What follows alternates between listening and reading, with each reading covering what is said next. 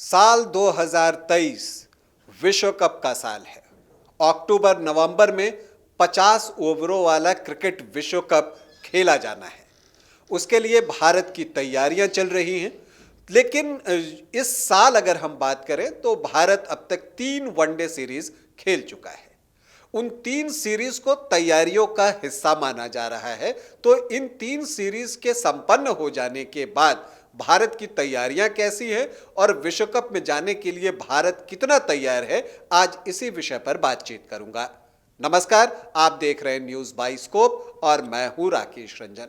इस साल अक्टूबर नवंबर में विश्व कप का आयोजन होना है और एक अच्छी बात और बात यह है कि यह पहली बार होगा कि विश्व कप का आयोजन अकेले भारत कर रहा है। इससे पहले भारत में विश्व कप के मैचेस का आयोजन हुआ है, भारत मेजबान रहा है, लेकिन हमेशा कोई ना कोई देश जो होता है वो सह आयोजक के रूप में मिला हुआ रहता था। लेकिन ये पहली बार ऐसा है कि भारत अकेले दम पर विश्व कप का आयोजन करने जा रहा है। अब इस विश्व कप में भारत की तैयारी कैसी है, तो आपको बता दें कि साल 2023 की शुरुआत से ही भारत जो है वनडे इंटरनेशनल मैचेस जो है वो लगातार खेल रहा है और अब तक जो है उसने 9 मैचेस जो है वो खेल लिए हैं और उसमें से हम कहें तो 7 मैच में उसे जीत मिली है और 2 में उसे हार का सामना करना पड़ा है। तो अगर आप ये रिकॉर्ड देखते हैं तो आपको लगता है कि तैयारी तो अच्छी जा रही है, लेकिन क्या वास्तव में ऐसा है? अगर आपको हम बताएं तो श्रीलंका के साथ 3 मैचों की सीरीज हुई, उसमें भारत ने क्लीन स्वीप किया श्रीलंका का, 3-0 से वो सीरीज जीती। श्रीलंका कहीं भी भारतीय टीम का मुकाबला करते हुए नहीं दिखा।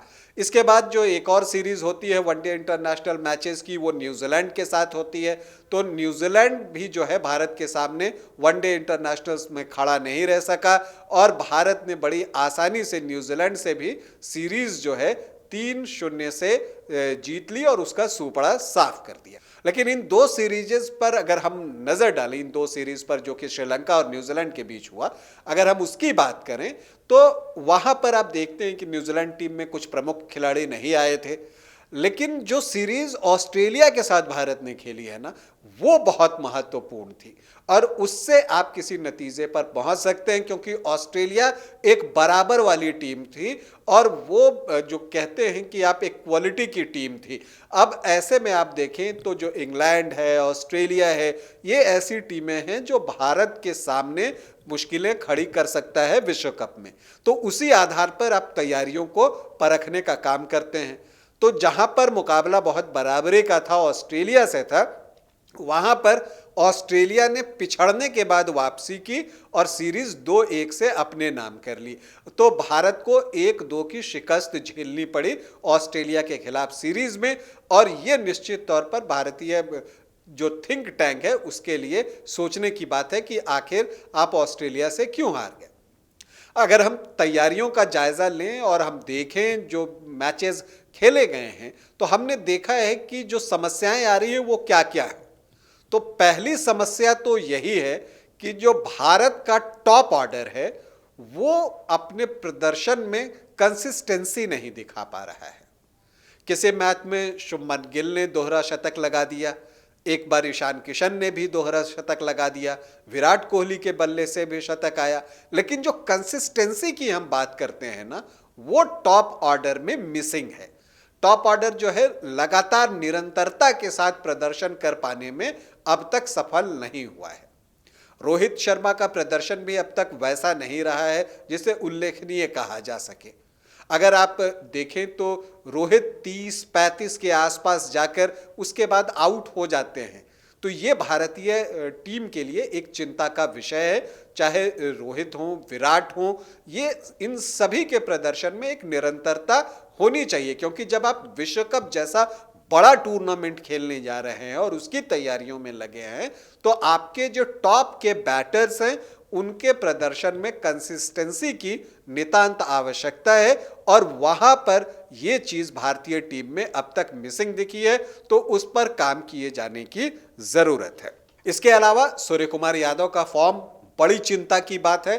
भारतीय टीम के लिए। ऑस्ट्रेलिया के खिलाफ जो 3 वनडे इंटरनेशनल क्रिकेट मैच हुए उसमें सूर्य कुमार यादव ने तीनों मैच मिलाकर 3 गेंद का सामना किया, हर मैच में 1 गेंद, हर मैच में वो पहली ही गेंद पर आउट हो गए।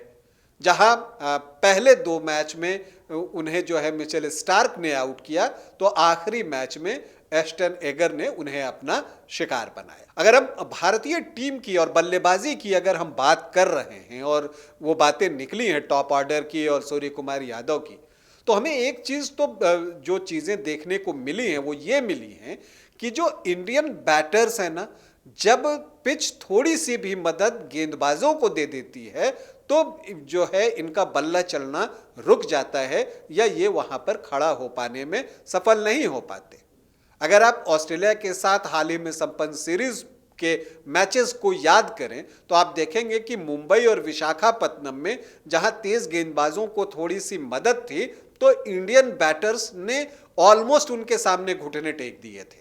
ये तो मुंबई में रविंद्र जडेजा और केएल राहुल की एक एक्स्ट्राऑर्डिनरी साझेदारी हुई जिसकी वजह से भारतीय टीम मैच जीत गई, नहीं तो आप ऐसे देखें तो जो इंडियन बैटर्स हैं वो तेज गेंदबाजों के समक्ष थोड़ी सी हेल्पफुल पिच पर संघर्ष करते ही दिखते हैं। और ये बातें हमने T20 विश्व कप के दौरान भी ऑस्ट्रेलिया में देखी थी। तो एक बात तो ये माना जाने लगा कि शायद जब तेज गेंदबाज स्विंग कराने लगते हैं तो इंडियन बैटर्स को परेशानी होती है। लेकिन जब मामला चेन्नई में आया और वहां स्पिनर्स को थोड़ी सी स्पिन मिल रही थी, ज्यादा स्पिन नहीं थी, तो वहां पर एडम जैम्पा और एस्टन एगर के सामने इंडियन बैटर्स ने बिल्कुल ही समर्पण कर दिया। एक एक रन निकालना इनके लिए मुश्किल हो गया था। तो ये वाकई चिंता की बात है कि अगर तेज गेंदबाजों को मदद हो तब आपको खेलने में परेशानी है, स्पिनर्स को मदद हो तब आपको खेलने में परेशानी है, तो ये जो इंडियन थिंक टैंक है उसको सोचने की जरूरत है कि कहां पर समस्या है। तो बल्लेबाजी की बात हमने कर ली, गेंदबाजी में भी देखना होगा। देखिए सिराज ने कमाल की गेंदबाजी शुरू के 2 सीरीज में की थी, लेकिन अगर आप ऑस्ट्रेलिया के साथ सीरीज को देखें तो यहां पर सिराज में भी वो पैनापन नहीं दिखा जिसके लिए कि वो वनडे इंटरनेशनल क्रिकेट में जाने लगे थे। तो यहां पर एक सुधार की जरूरत है। आप स्पिनर्स की बात करें तो स्पिनर्स का प्रदर्शन भी बहुत इफेक्टिव नहीं रहा है। जहां पर अगर आप आखिरी मैच चेन्नई जहां पर स्पिनर्स को थोड़ी सी मदद थी ऑस्ट्रेलिया के खिलाफ, उसकी हम चर्चा करें तो वहां पर भी देखें कि कुलदीप ने 3 विकेट लिए और अक्षर को भी 2 विकेट मिला, लेकिन आप सोचिए कि जो रन उन्होंने खर्च किए अगर आप उसे देखें और जो रन एडम जैम्पा और एस्टन एगर ने खर्च किए आप उन्हें देखें तो वो गैप आपको दिख जाएगा। रविंद्र जडेजा ने कसी हुई गेंदबाजी जरूर की थी लेकिन उन्हें विकेट नहीं मिला था। तो गेंदबाजी का भी एक डिपार्टमेंट है जहां पर विकेट टेकर्स की जरूरत है, जो बीच के ओवर्स में आकर विकेट निकाले। शुरुआत तो मैं मानता हूं कि चलिए ठीक है, सिराज और शमी हैं तो कुछ एक उम्मीद है, सपोर्ट करने के लिए हार्दिक पांड्या हैं, लेकिन जो बीच के ओवर्स होते हैं, जो पावर प्ले पहला खत्म होता है 10 ओवर के बाद, वहां से जो 40 ओवर तक गेम चलता है, उसमें जो अगर आपने लगातार विकेट नहीं निकाले तो आपको विश्व कप में परेशानी होने जा रही है। तो एक ये बात हो गई। इसके अलावा फील्डिंग जो है भारत के लिए एक बड़ा कंसर्न है और अब ये काफी समय से है। अगर मैं कहूं तो 8-9 महीने से ये चीजें देखने को मिली हैं कि इंडियन फील्डर्स कैचेस लगातार छोड़ रहे हैं या उनकी फील्डिंग जो है हमेशा आप कह सकते हैं कि स्कैन में रही है, स्कैनर पे रही है, कि वहां पर कमजोरी दिखी है। अब जबकि फिटनेस का जमाना है और कहा यह जाता है कि इंडियन टीम फिटनेस पर इतना वर्क करती है, तो जब इतना वर्क करती है तो फील्डिंग में सुधार क्यों नहीं हो रहा है, यह फील्डिंग कोच को भी समझना होगा। क्यों जब नाजुक मौके आते हैं या महत्वपूर्ण मौके होते हैं मैच के, वहां पर जब आपसे कैच छूट जाता है या आप एक मिसफील्ड कर देते हैं तो टीम को उसका खामियाजा भुगतना पड़ता है। तो ये चीजें विश्व कप में नहीं चल सकती हैं, तो वहां पर भी सुधार की जरूरत है। तो एक तरह से आप देखें तो बैटिंग, बॉलिंग, फील्डिंग तीनों ही डिपार्टमेंट है जहां पर सुधार की दरकार है भारतीय टीम को, अगर उसे विश्व कप जीतना है तो। क्योंकि विश्व कप आपके देश में हो रहा है तो अपेक्षाओं का दबाव भी भारतीय टीम पर ही होगा, टीम इंडिया पर ही होगा।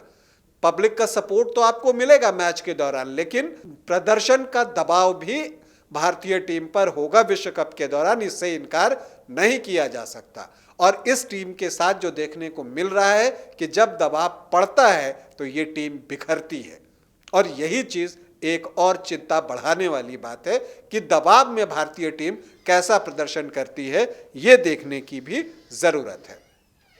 इसके अलावा भारतीय टीम के लिए जो एक और चिंता बढ़ाने वाली बात है वो है इंजरी कंसर्न। खिलाड़ी लगातार जो है चोटिल हो रहे हैं और उसका भी जो खामियाजा है वो टीम इंडिया को भुगतना पड़ रहा है। जसप्रीत बुमराह कितने लंबे समय से क्रिकेट फील्ड से दूर हैं, ये आप सभी जानते हैं।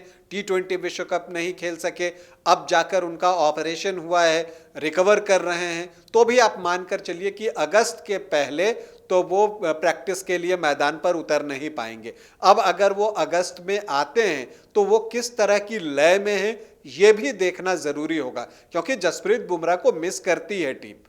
अगर आप कह दें कि हाँ ठीक है हमें उनके बिना खेलने की आदत हो गई है, तो ये आदत तो हो गई है, लेकिन जो उनके जो डेडली यॉर्कर्स होते थे खास करके स्लॉग ओवर्स में, वो मिस कर रही है टीम इंडिया। लेकिन अब महत्वपूर्ण ये है कि चोट से वापसी के बाद क्या बुमराह उसी तरह के यॉर्कर्स या अपनी उसी लय को प्राप्त कर पाएंगे, ये एक बड़ा सवाल है, और ये भी विश्व कप की तैयारियों में भारतीय टीम को देखना होगा।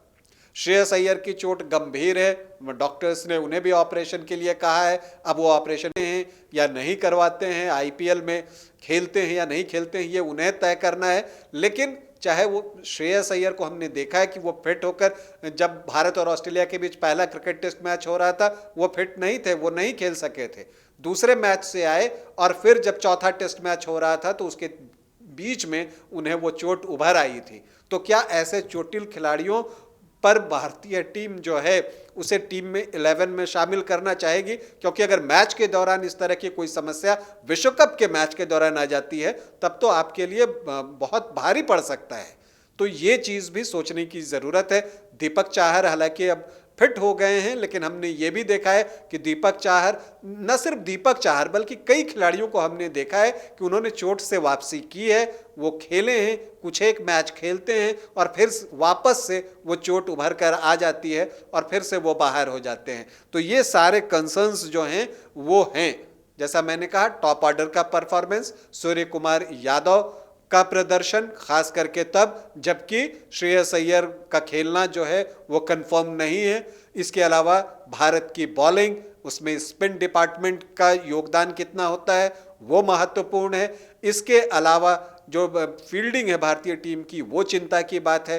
प्रेशर में जो बिखरने की आदत है उसमें कैसे निखरे टीम इंडिया, ये एक भारतीय टीम के लिए सोचने की बात है। और इसके अलावा जो इंजरी कंसर्न है वो तो है ही, विश्व कप की तैयारियों के आड़े आ ही रहा है। तो अगर ये सारी चीज़ें हुई तो सबके मन में यही सवाल है कि ऐसे कैसे जीतोगे वर्ल्ड कप।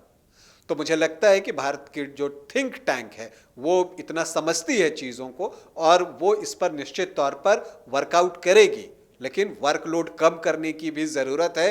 अब जबकि फ्रेंचाइजी लीग एक एक खिलाड़ी को समझिए कि 14-14 मैच खेलने हैं और इसके बाद लगातार क्रिकेट होते रहना है, तो विश्व कप तक जो फिटनेस है उसे बना के रखना खिलाड़ियों के लिए बड़ी चुनौती है। लेकिन फिर भी हम उम्मीद करते हैं और भारतीय जो क्रिकेट के खेल प्रशासक हैं, जो थिंक टैंक है, उस पर हमें भरोसा है कि वो कुछ ना कुछ तो ऐसा ज़रूर करेंगे कि टीम विश्व कप में अच्छा प्रदर्शन करे। और 2011 में जब आखिरी बार विश्व कप भारत में हुआ था तो उस वक्त महेंद्र सिंह धोनी की कप्तानी में भारत ने विश्व कप जीता था। हम उम्मीद करते हैं कि 2023 में भारतीय टीम उस कहानी को दोहराएगी। टीम इंडिया को हमारी ढेरों शुभकामनाएं। अभी के लिए इतना ही, इजाजत दें, नमस्कार। वेलकम टू चाचा मामा दंगल। हास्य अदाकार संजय मिश्रा से गुजारिश है कि वह अखाड़े में कूदे और फुलटूस को ट्रॉफी से नवाजे। लगता है समाधि ले ली। अरे बुला रहे हैं। अरे बोल रहे हैं कि बुला लो। टॉपटेक सीमेंट, जो जोड़े तो छोड़े नहीं, मजबूती ही हमारी पहचान। 4 धामों में से एक रामेश्वर धाम सहित तिरुपति बालाजी, कन्याकुमारी, मदुरई मां मीनाक्षी देवी और श्री मल्लिकार्जुन ज्योतिर्लिंग का झारखंड में सबसे कम दर पर सब परिवार दर्शन लाभ का अनुपम अवसर। संपर्क करें मां कामाख्या धार्मिक रेल यात्रा, केसरी नर्सिंग होम, पहला तल्ला, पिस्का मोड़, रांची।